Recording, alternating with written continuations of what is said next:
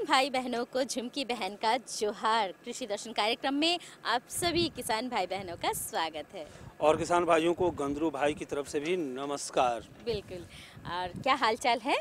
हालचाल बिल्कुल ठीक है। ठंड लग रही है ना? बिल्कुल ठंड का हाँ? मौसम आ गया है तो ठंड तो लगेगी ही। बिल्कुल सही कहा। लेकिन लिए चलते हैं आपको, चलिए कृषि समाचार की ओर। नमस्कार, कृषि समाचार में आपका स्वागत है। मैं हूं पूनम। आइए सबसे पहले नजर डालते हैं खास खबर पर। उर्वरकों के भंडारण और थोक बिक्री के लिए लागू है योजना। बागवानी विकास के लिए की जाएगी कई इकाइयों की स्थापना। दूध उत्पादन व्यवसाय में कारगर है बल्क मिल्किंग मशीन।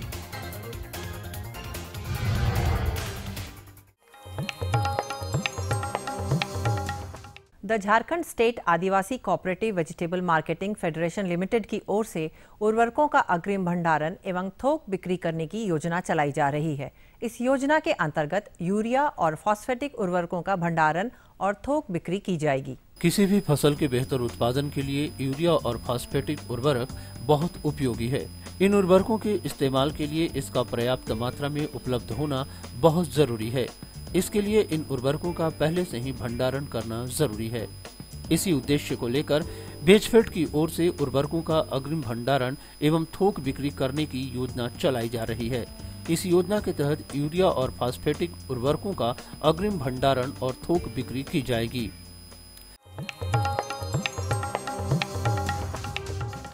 झारखंड में बागवानी से जुड़े विकास कार्य को बढ़ावा देने के लिए कई इकाइयां स्थापित करने की योजना बनाई गई है। इस योजना के अंतर्गत राज्य के 17 जिलों में छोटी एवं बड़ी नर्सरी स्थापना, सीड इंफ्रास्ट्रक्चर, मशरूम स्पान एवं कंपोस्ट उत्पादन इकाई, रोग भविष्यवाणी इकाई, प्री कूलिंग इकाई, मोबाइल प्री कूलिंग इकाई और कोल्ड स्टोरेज सहित कई और इकाइयों की स्थापना की जाएगी।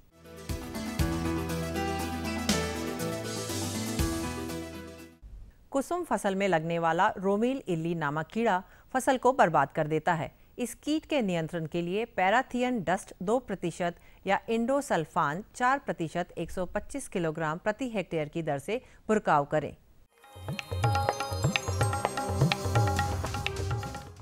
जो किसान रबी मौसम में दलहनी फसल मसूर की खेती करने जा रहे हैं, वो इस फसल से बेहतर उपज पाने के लिए मसूर के उन्नत प्रभेद PL 406 और PL 639 लगाएं। इसकी उत्पादन क्षमता 15 से 20 क्विंटल प्रति हेक्टेयर है। मसूर का उन्नत प्रभेद PL 406 125 से 130 दिन में तैयार हो जाता है, जबकि PAL 639 120 से 125 दिन में तैयार होने वाला किस्म है। ये झारखंड की मिट्टी और मौसम के अनुकूल है और शानदार उपज देने की क्षमता रखता है। इसकी उत्पादन क्षमता 15 से 20 क्विंटल प्रति हेक्टेयर है, जबकि बुआई के लिए प्रति हेक्टेयर की दर से 25 से 30 किलोग्राम बीज की जरूरत होती है। बल्क मिल्किंग मशीन एक ऐसा यंत्र है जो अधिक मात्रा में इकट्ठे दूध को सुरक्षित रखने का काम करता है। इस मशीन में दूध को कम तापमान में रखा जाता है, जिससे दूध खराब नहीं होता है। यह यंत्र दुग्ध उत्पादन व्यवसाय से जुड़े पशुपालकों के लिए बहुत ही उपयोगी यंत्र है। दूध उत्पादकों के पास अधिक मात्रा में दूध होता है। कई दफा जब बाजार में पूरा दूध नहीं बिक पाता तो अपने दूध को सुरक्षित रखने की जरूरत होती है। खासकर दूध व्यवसाय से जुड़े पशुपालकों के लिए बल्क मिल्किंग मशीन बहुत ही कारगर है। इस मशीन में दूध को सुरक्षित रखने के लिए मशीन के अंदर बहुत कम तापमान रखा जाता है। ये बिजली चालित यंत्र है।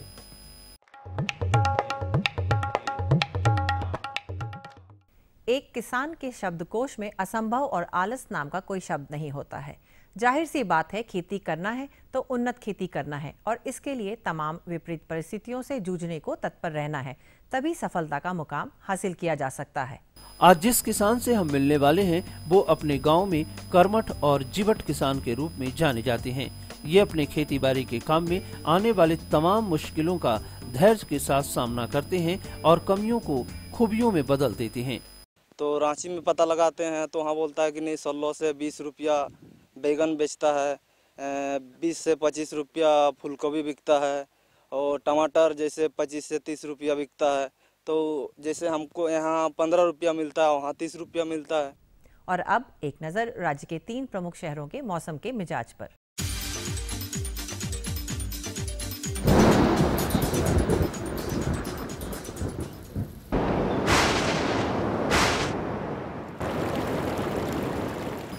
आज राज्य के 3 प्रमुख नगरों के दर्ज तापमान इस प्रकार हैं। रांची का न्यूनतम तापमान 6.3 डिग्री सेल्सियस और अधिकतम 20 डिग्री सेल्सियस। जमशेदपुर का न्यूनतम तापमान 9 डिग्री सेल्सियस और अधिकतम 22 डिग्री सेल्सियस। मेदिनीनगर का न्यूनतम तापमान 9.2 डिग्री सेल्सियस और अधिकतम 25.4 डिग्री सेल्सियस। और अब मंडी भाव में आइए नजर डालते हैं अनाजों के भाव पर।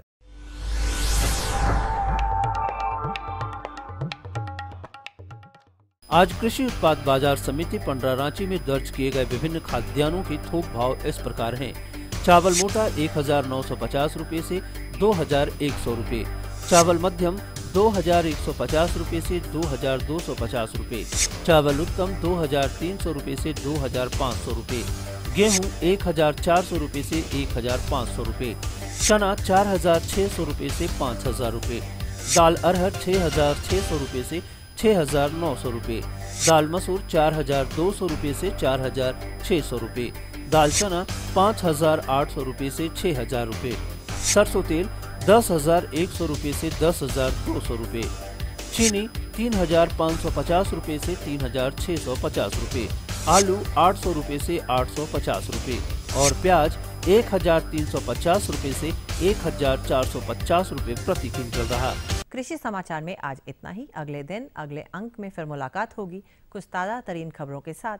तब तक के लिए दीजिए इजाजत। नमस्कार, जोहार। तो किसान भाइयों, अभी आप देख रहे थे कृषि समाचार, जिसमें कृषि से संबंधित तमाम तरह की जो जानकारियां थी वो आपको उपलब्ध हुई। मौसम के मिजाज से भी अवगत हुए और मंडी का जो भाव था वो भी आपको पता चल गया। बिल्कुल सही कहा। और झुमकी बहन, अब वक्त हो चला है एक छोटे से विराम का। तो किसान भाइयों, इस विराम के बाद हम पुनः हाजिर होंगे। तब तक आप बने रहिए हमारे साथ। ये लो और बताओ। बस। अरे ये क्या भैया जी, बस इतनी सी रासायनिक खाद? किसानी छोड़ रहे हो क्या? किसानी नहीं, नादानी छोड़ रहे हैं। मिट्टी की जांच कराई है। अब तो लालाजी जितनी जरूरत है उतने ही उर्वरक खेत में डालेंगे। हाँ, किसान भाई आज ही अपने जिले की नजदीकी भूमि परीक्षण प्रयोगशाला में मिट्टी की जांच जरूर करवाएं और मिट्टी में पोषक तत्व, नमी व पौधे के विकास को देखते हुए केवल जरूरत के अनुसार ही पोषक तत्व डालें। और हाँ, मिट्टी में गंधक, जस्ता, बोरोन जैसे सूक्ष्म पोषक तत्वों का पता लगाना भी न भूलें। उर्वरक और जैविक खाद के सही उपयोग से भूमि का उपजाऊपन बनाए रखें, उत्पादकता बढ़ाएं, खर्चा घटाएं और बहुमूल्य विदेशी मुद्रा बचाने में भी सहयोग दें। और हाँ, धीमी गति से नाइट्रोजन उपलब्ध कराने वाले उर्वरकों जैसे नीम लेपित यूरिया को प्राथमिकता दें और यूरिया का पत्तों पर छिड़काव करें। अरे वाह, तू तो सचमुच समझदार हो गया रे। अधिक जानकारी के लिए संपर्क करें जिला कृषि अधिकारी या किसान कॉल सेंटर। अम्मा खाना दे दो ना। सबर कर गोलू, अभी दाल नहीं गली है। तू फिक्र ना कर गोलू की अम्मा, अब की बार अपनी दाल खूब गलेगी। क्या मतलब जी? अब की बार NFSM के तहत दाल की पैदावार को बढ़ाने के तरीकों को दिखाने के लिए देश में 1000 क्षेत्र चुने गए हैं, जिसमें हमारा इलाका भी आ गया है। पर इससे हमें क्या फायदा? हमें 5 एकड़ खेती के लिए खाद और कीटनाशक के अलावा बढ़िया बीजों की एक मिनी किट भी मिलेगी। इतनी दाल का करेंगे क्या जी? अरे भगवान, सरकार ने दलहन का समर्थन मूल्य भी खूब बढ़ा दिया है और इनकी खरीद का भी पूरा इंतजाम कर लिया है। इससे आमदनी बढ़ेगी और फिर हमारा गोलू अच्छे स्कूल में जाकर के कृषि वैज्ञानिक बनेगा। हाँ। विराम के बाद एक बार फिर से स्वागत है आप सभी किसान भाई बहनों का, क्योंकि हम आपको ढेर सारी जानकारी देने वाले हैं। बिल्कुल। और किसान भाइयों को हमारी जानकारी का इंतजार भी रहता है, लेकिन इंतजार और कुछ लोगों को भी रहता है। बिल्कुल सही कहा, मैं समझ गई आपका इशारा। हमें चलना होगा कारू दादा और मंगरा दादा के पास। बिल्कुल ना? बिल्कुल। तो किसान भाइयों, आइए आपके साथ हम भी मिलते हैं कारू दादा और मंगरा दादा से। बिल्कुल। हाँ, जोहार जोहार जोहार जोहार जोहार जोहार। कहाँ हाल चाल? सब ठीक है ठाक है। बड़ा एकदम आलू का कोड़ाई चल रहा है। हाँ, आलू अभी लगाए, समय आया है तो आलू का भी कोड़ाई करवा रहे हैं। और गोभी भी लगाए हैं कि नहीं? पूरा लगा है। हाँ। उधर वाला जो खेत साफ आ रहा है, गोभी देख के आए कि नहीं? अरे वो अभी का गोभी लगा हुआ है। हाँ, लेकिन जानते हैं थोड़ा सा फसल मेरा गड़बड़ा रहा।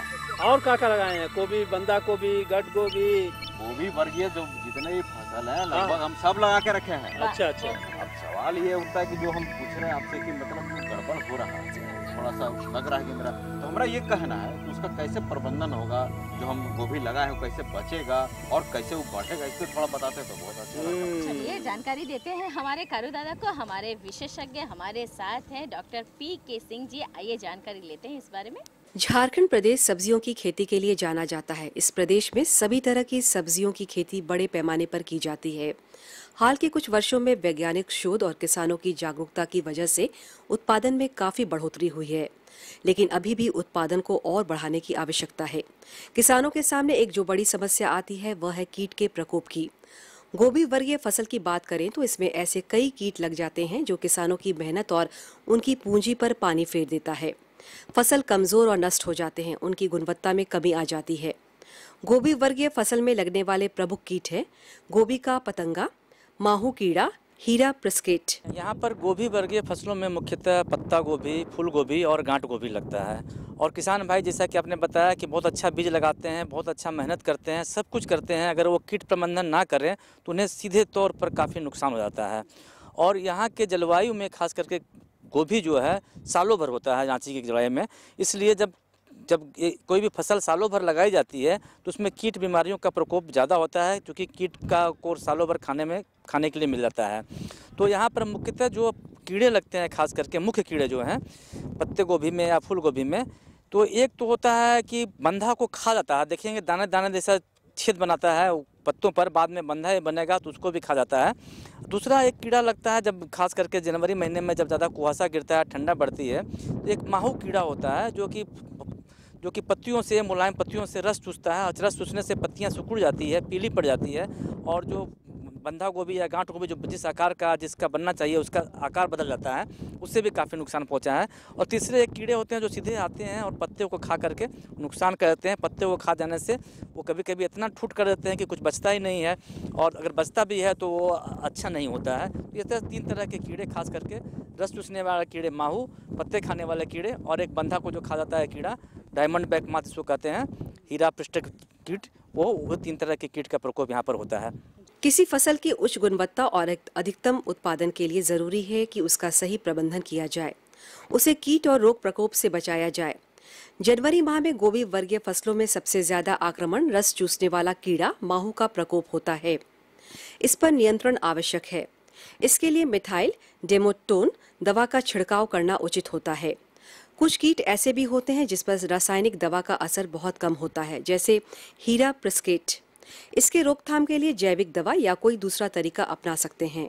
किसान भाई जो यहाँ पर जो लगाते हैं बंधा गोभी, फूल गोभी वगैरह, तो खास करके अगर पत्ता जो रस चूसने वाला कीड़ा है, माहू कीड़ा, जो कि पत्तों से रस चूस लेता है, तो उस रस या कोई अन्य कीड़े भी जो हैं जो रस चूसते हैं, उसके लिए सबसे अच्छी दवा आती है एक बाज़ार में, मिथाइल डेमाटोन नाम की दवा आती है, जिसकी 1 मिलीलीटर मात्रा को 1 लीटर पानी में मिलाकर छिड़काव करने से रस चूसने वाले कीड़े, खास करके माहू कीड़ा जो होता है, उसका नियंत्रण हो जाता है।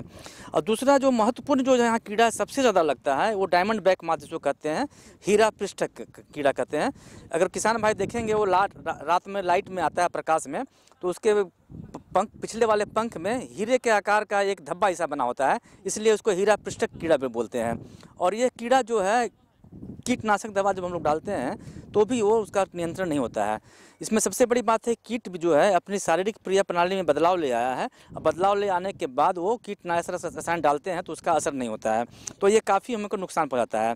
तो ऐसे कीड़े को नियंत्रण करने के लिए किसान भाई को शुरू से ही ध्यान देना पड़ेगा। अगर वो लगा रहे हैं तो 25 लाइन अगर बंधा गोभी या फूल गोभी लगाते हैं तो उसके में 1 लाइन आप ये लगा दें सरसों का। मैंने बंधा गोभी लगाने के 15 दिन पहले 1 लाइन सरसों लगा दें, और उसके 15 दिन के बाद फिर 25 लाइन ये बंधा गोभी लगाएं। फिर पुनः 15 दिन के बाद 1 लाइन सरसों को लगा दें। इसको मतलब कहते हैं हम लोग प्रलोभक फसल कहते हैं, क्योंकि जब ये कीट जब आता है तो ये पहले सरसों को खाएगा, वो बंधा गोभी को नहीं खाएगा। और हमारा बंधा गोभी या फूल गोभी है मुख्य 60 से 70 दिनों में या बहुत तो 75 दिनों में हो जाती है। तो इस तरह से इसका काफ़ी नियंत्रण हो जाता है। हम लोग इस तरह से कीड़े का ट्रैप कर लेते हैं। और ख़ास करके हम जब देखते हैं कि ये जो है हीरा पृष्ठक कीड़ा जो है डायमंड बैक माथ, अगर वो लगा हुआ है, अगर फसल पर किसान भाई उसको देखेंगे शुरू की अवस्था में छोटा छोटा दिखता है। अगर वो एक पौधा पर एक दिख जाता है तो नीम जो होती है NSK नीम सीड कर्नल एक्सट्रैक्ट, जैसा कि हम लोग हमेशा बोला करते हैं किसान भाई को कि नीम को बीज को चुन लें, उसे 1 किलो को छाया में सुखा लें, सुखाने के बाद उसे पाउडर बना लें, इसे 20 लीटर पानी में रात भर के लिए डाल दीजिएगा तो 5% का ये हो जाएगा NSK नीम सीड कर्नल एक्सट्रैक्ट। तो उसका छिड़काव करें। तो वो पहला छिड़काव आप 3 सप्ताह के बाद कर दें और फिर उसको 2 सप्ताह के बाद उसको रिपीट कर दें, तो उससे भी काफ़ी नियंत्रण हो जाता है। क्योंकि यहाँ पर सबसे मुख्य बात यह है कि हम लोग को जहरीली कीटनाशक डालते हैं तो उससे वो कीड़ा जो है मरता नहीं है और हमें काफ़ी नुकसान करता है। खेती का मतलब सिर्फ अधिक उत्पादन ही करना मात्र नहीं है, बल्कि फसलों की गुणवत्ता को बरकरार रखते हुए अधिक से अधिक उत्पादन करना है, ताकि बाजार में उसकी उचित कीमत मिल सके और उपभोक्ता भी संतुष्ट हो। कभी कभी ऐसा भी देखने को मिलता है कि गोभी या पत्ता गोभी बाहर से देखने में तो काफ़ी सुंदर और स्वस्थ नज़र आता है, लेकिन ग्राहकों की शिकायत यह होती है कि इसमें काफ़ी महक है। तो इसकी वजह है सूक्ष्म पोषक तत्व बोरान की कमी। ऐसे में फसल लगने से पहले मिट्टी की जांच जरूरी है। जांच के परिणाम के अनुसार उपचार की आवश्यकता होती है। इसके साथ ही बाजार में फसलों को ले जाने से पहले उसकी पैकिंग में भी सावधानी बरतने की आवश्यकता है। देखिए, वो जो गंध आती है, ये पत्ता गोभी या गोभी वर्गीय फसली है, एक अच्छा इंडिकेटर है। जब ज़मीन में पोषक तत्व की कमी होती है, खास करके बोरान की कमी होती है, उससे जो वहाँ पर जो बंधा गोभी या फूल गोभी होगा, आप ले जाएंगे उसको पॉलीथीन में रखेंगे तो काफ़ी वो गंध आएगा। और ख़ास करके जब आप बंधा गोभी को काटेंगे तो बीच में खोखला जैसा, या फूल गोभी को काटेंगे तो बीच में खोखला जैसा दिखेगा और उसमें काफ़ी गंध आता है। तो ऐसे ज़मीन में जहाँ पर भूमि का अपना चुनाव कराएं, जांच करवाएं और जांच कराने में उसमें आप गंधक इसका बोरन का छिड़काव जरूर कराएं, बोरन का प्रयोग करें तो उससे बोरन डालने से उस तरह का गंध नहीं आएगा और वो काफ़ी बचेगा। और दूसरी बात यह है कि जब हम लोग बंधा गोभी फूल गोभी को भी अपने खेत से बेचते हैं किसान भाई, तो उसमें भी कुछ कीड़े रहते हैं। उसका कीड़े अंडा दिया रहता है या कुछ भी रहता है, तो वो जा करके 2-4 दिन अगर उसको रखते हैं तो उसमें भी पिल्लू निकलता है। तो ऐसी स्थिति में उसको हम लोग अच्छी तरह से साफ़ कर लें, धो लें, उसके बाद ही पैकिंग करें। अगर बहुत दूर भेजते हैं हमारे किसान भाई, तो खास करके अगर टोकरी में बेचते हैं या कई बोरे में भर के ही बेचते हैं, तो खास कर जब टोकरी में बेचते हैं तो नीम की पत्ती को सुखा लें, सुखाने के बाद उसको चारों बगल से उसको रख दें और उसमें बंधा गोभी या फूल गोभी रख करके ऊपर से उसको दे करके बांध करके ही बेचें। तो उससे भी उस कीड़े की जो होती है, उसके अंदर जो कीड़े छिपे रहते हैं, उसकी बढ़ावा रुक जाती है और 4-5 दिन तक उससे भी उसका नियंत्रण हो जाता है। तो इसका भी प्रयोग कर सकते हैं किसान भाई। कहते हैं कि जब तक आधार मजबूत नहीं होता, इमारतें भी टिकाऊ नहीं होती। फसल का आधार उसका बीज है। हम बीज का चुनाव हमेशा सोच समझ कर करें और स्वस्थ बिचड़ा बनाएं, ताकि हमारी फसल अच्छी और उच्च गुणवत्ता वाली हो। हाँ दादा, तो कैसा लगा जानकारी? बहुत अच्छा लगा जानकारी। जो हमारा जो दिक्कत हो रहा है वो हमारा दूर हो जाएगा, ये हमको समझ में आया। और आपके साथ साथ हमारे जो किसान भाई हैं, उनकी दिक्कतें भी दूर हो जाएंगी भाई, क्योंकि उन्होंने भी गोभी वर्गीय जो फसल है उन्होंने लगा करके रखा है और ये समस्याएं उनके खेतों में भी होंगी। तो हम उम्मीद करते हैं कि किसान भाइयों की इस समस्या का निदान जरूर होगा। आजकल हमारे कारू दादा और मंगरा दादा एक साथ नहीं भेटाते हैं। हाँ भाई, तो जो काम की अधिकता है, अपने खेती बाड़ी में व्यस्त हो गए हैं, तो चलना पड़ेगा हमें ही हमारे मंगरा दादा के पास। तो देर क्यों भाई, चलना चाहिए। बिल्कुल, अनुमति लेते हैं कारू दादा आपसे। ठीक है दादा, लेकिन जो जानकारी मिला है उस जानकारी पर अमल जरूर कीजिएगा। एकदम एकदम। तो चलते हैं। जोहार जोहार जोहार। चलिए चलिए झुमकी बहन।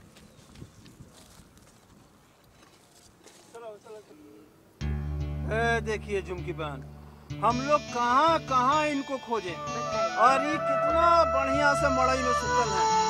भाई किसान भाई देख लीजिए दादा को, और एकदम कस के खर्राटा भी ले रहे हैं। दादा, ए दादा, दादा, अरे अरे दादा, अरे एकदम सपना देखा। जोहार जोहार जोहार जोहार जोहार जोहार। इतनी जोर की नींद लगी थी आपको? अरे हम बुझे ना कि वो सपना देख रहे थे। कहाँ सपना देख रहे थे? हम लोग को डरा दिया आप तो। हमको लगा कि मेरे गाय को कोई खोल के ले जा रहा है। सो अरे दादा, इधर कैसे कैसे है इधर? आपको ढूंढते ढूंढते हम लोग यहाँ तक पहुँचे हैं। बाप रे बाप। अच्छा, लेकिन दादा बहुत बढ़िया बात कही भाई, सुते भी हैं तो एकदम गाय गोरू का पूरा ध्यान रखते हैं। रहता है। और दादा के साथ साथ हमारे जो किसान भाई है ना, वो भी अपने गाय बछड़े की ध्यान जो है वो पूरा तरीके से रखते हैं। बिल्कुल बिल्कुल सही कहा। और रखना भी चाहिए भाई। ए दादा। हाँ दादा, आप जब नींद तोड़वाइए दिए हैं, हाँ हाँ, तो हमारे जो किसान भाई प्रोग्राम को देख रहे हैं, हाँ हाँ, तो भैया उनका भी नींद को तोड़वा दीजिए।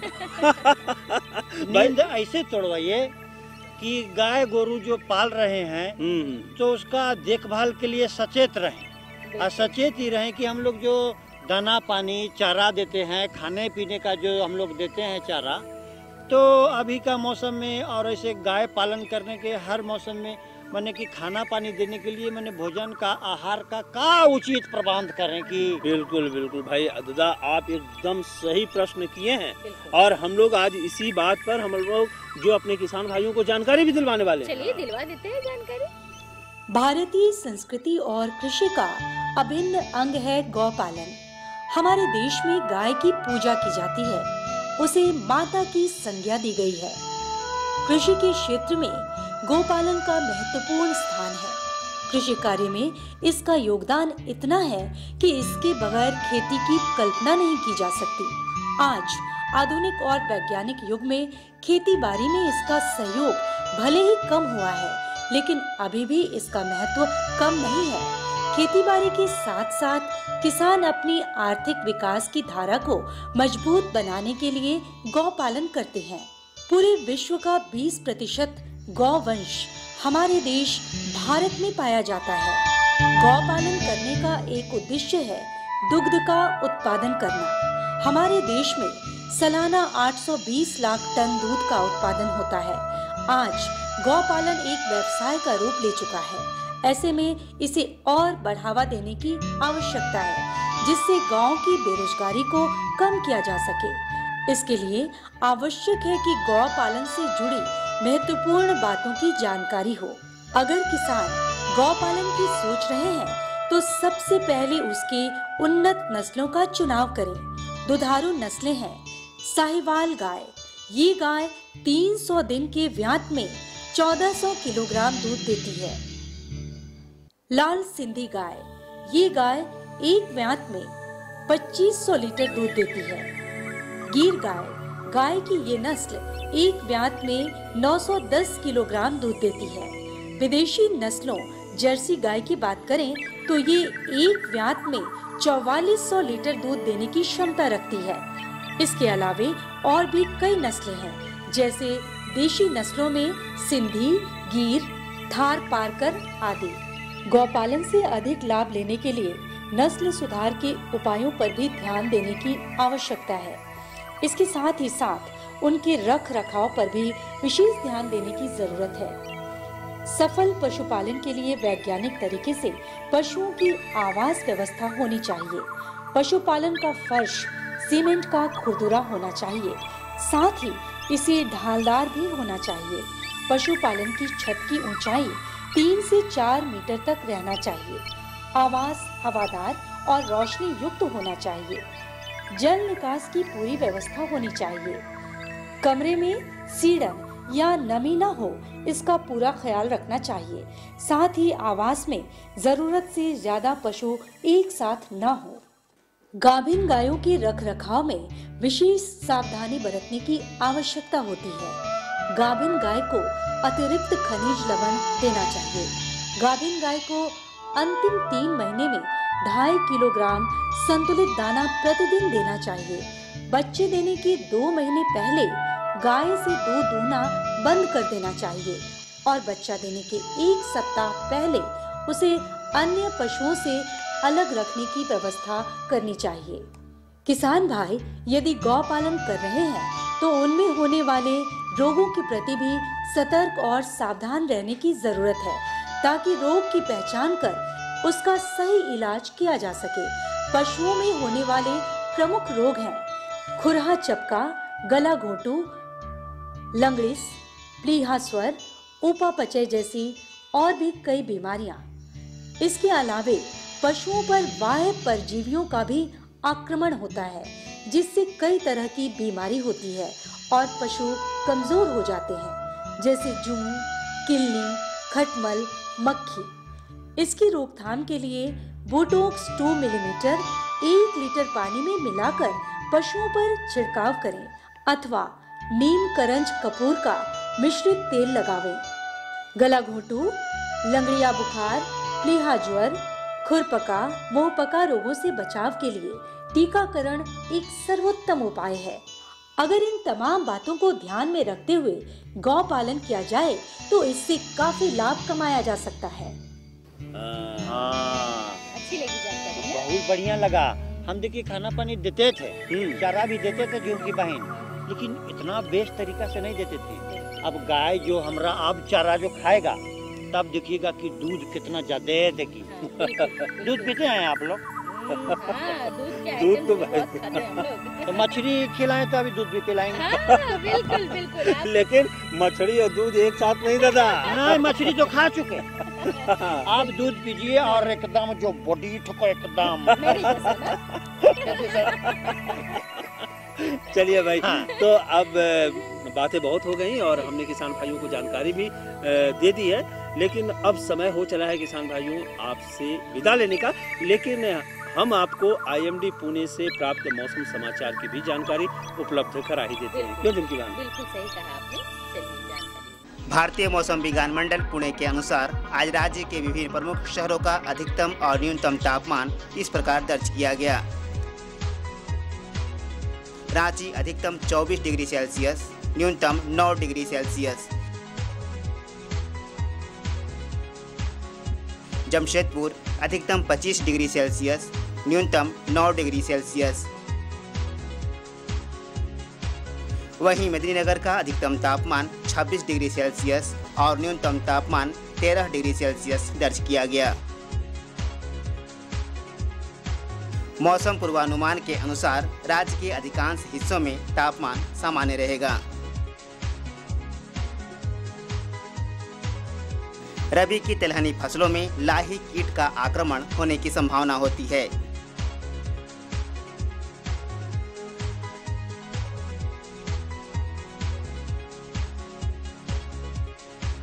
तिलहनी फसलों में लाही कीट के नियंत्रण के लिए क्लोरपाइरीफोस या रोगर 35 EC का छिड़काव 15 दिनों के अंतराल पर 2 बार करें।